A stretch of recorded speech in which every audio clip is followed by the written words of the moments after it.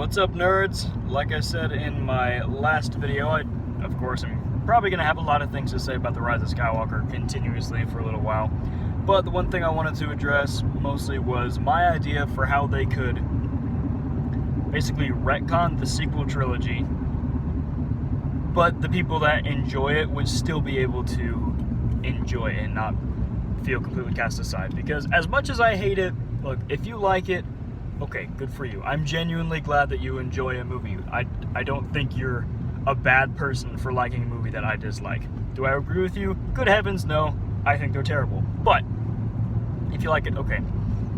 So, you know, if people are upset about the idea of retconning, well, when Disney bought, Lucasfilm, they retconned, like, everything that had happened beforehand. It was like just the movies and TV shows were canon, and then, like a choice number of comics or books, and then stuff moving forward is.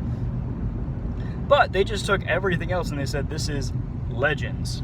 This is basically like what if storylines, or just, tales, legends. Like the Old Republic stuff could just be a legend of, oh, these are things that happened, but it could be an exaggeration. So my thought is just make the sequel trilogy part of Legends. Make it a what if storyline. If Anakin failed, if he didn't overthrow the Emperor, obviously, they would have to change things a little bit, in a comic or a novel or whatever, to where when Vader threw Palpatine down, he, hesitated or something like that, or gave the Emperor enough time because he wasn't really committed to actually overthrowing the Emperor, and it was just a moment of anger more than a moment of redemption. So there'd be little things here and there that they would have to change, but I think that could work. If there was the prophecy of the Chosen One and whatever, and Anakin completely failed. Now, it hurts me to even say that, but because it's a what-if storyline, it wouldn't bother me that much. Just like, there were the comics or books or whatever of Luke turning to the dark after defeating the Emperor. It's cool, but in terms of the character arc and the story, yeah, that's sad, and that's kind of a bad decision. But if they could do that, then that would kind of make things make sense. Because one of the main issues with the sequel trilogy is just the invalidation of everything that happened beforehand, especially the story of Anakin, because that's always been what Star Wars was about, at least the films. It was always the story of Anakin. Even though Luke was the main character at first, it was really about Anakin. And that's what made it cool. And so when you bring on these new movies that just takes that core principle of Star Wars and what it's all about and who it's all about, and you just throw it away and reduce his character arc to nothing, well, it's reductive and it's disappointing. It makes it meaningless. So instead, you have Vader. He in this alternate timeline, or whatever I guess you could call it, he's purely consumed by hatred and anger. He's gone. Anakin is never coming back. Luke really didn't get through to him. But he's still pissed whenever he sees Palpatine, zapping his son out of, commitment, not commitment, connection, whatever it is that the Jedi aren't supposed to have. I can't think of the word right now, but regardless, attachment.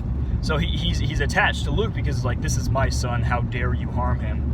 And so instead of thinking, this is my time to come back to the light, to overthrow these shackles that have been on me for the last 20 years, killing the Emperor was a moment of rage. And, it seemed to work out for the galaxy because Vader also dies, and what have you. It's like, hey, Emperor's dead, Vader's dead, but because Vader hesitated, Palpatine maybe could have sensed that Vader was about to do something, and so he built an escape plan. Maybe even just in that moment, I don't know, teleportation, or the cloning thing if you want to go with that, which even if they did, you know, a Legends version, that's still riddled with holes. But they could do something like that. So Vader, you know, throws him down, but it wasn't a spur of the moment, you know, moment of compassion, of redemption. It was just anger. And then he dies. And so it's like, yay, you know, the galaxy's fine. But then obviously it isn't, because the Emperor is still there, and he's still pulling the strings in the background, and it's just another 20 years until things, you know, go to hell in a handbasket again. Because, you know, if the prophecy was fulfilled, that shouldn't have happened. The Emperor should have been killed, and there should have been peace. Probably not forever, but for at least a long time. And there just wasn't. But because Vader didn't really have it in his heart to redeem himself and to fully overthrow the Emperor and the Sith, Palpatine's still there, still pulling the strings, and things just get back to worse. You know, the Empire comes back as the First Order, and because Anakin failed, his bloodline is now somewhat tainted, which is where Kylo Ren comes in, and he's super easy to suggestion, in which case the whole, you know, I've been every voice you ever heard that Palpatine says kind of fits, because he's easily susceptible, because, well, he's kind of the moron grandson of Vader who failed in the end. Even though he may have appeared to redeem himself, he didn't, because he didn't want to. That's not what he was going for. And so then, because the Force is, you know, obviously this otherworldly entity that kind of knows things, the Force or the midichlorians or the wills, however it would work, would find it necessary to create a new chosen one. And that could be Rey. And again, I'm thinking, do away with the whole she's a Palpatine thing, make it another Immaculate Conception like it was with Anakin, and have her be the new chosen one, but she's flawless, you know? Because she is in the movie, she's flawless. So make that the point. You know, she's incorruptible, incorrigible. You know, when she's on Octo, however it's pronounced, with Luke, and she goes to the dark, it's just out of curiosity more than anything, because she knows, or the Force knows, she won't be tempted. And so make that her story, is that she is the last resort to bring balance to the Force and to make things the way they should have been 20 years ago with Anakin. But then, to make it not just nothing but a boring, bland Mary Sue, you know, she develops these connections after having been alone for her whole life with Finn, with Poe, and the Resistance and whatnot, not Kylo, because that's a dumb plot arc. He should have just stayed evil, it'd be more interesting. Anyway, so she builds these connections, she finally feels, you know, like she has a family, like she has something more than just doing wherever the galaxy takes her. She would know about her prophecy, but that's who she is. And then, at, you know, the final showdown with the Emperor, have her die and stay dead. Because her only purpose was to bring balance. She doesn't get to have a fulfilling life.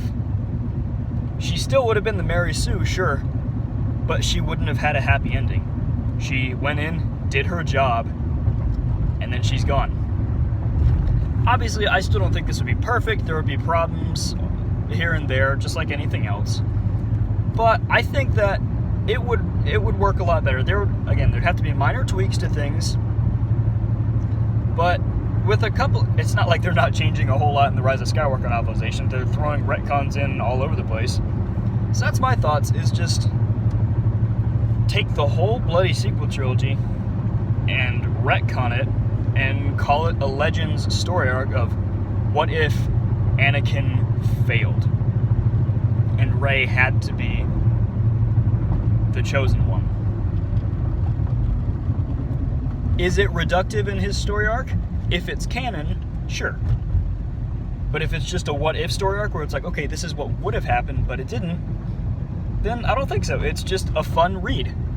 You know, Luke didn't actually turn evil, which that's another thing, is all the characters in the sequel trilogy that were there originally, their characters got massacred in the new movies, so this wouldn't do that, because, again, this would be in a galaxy where Anakin failed, and Palpatine's still in control of everything, so everything is just darker, so people revert back to who they were.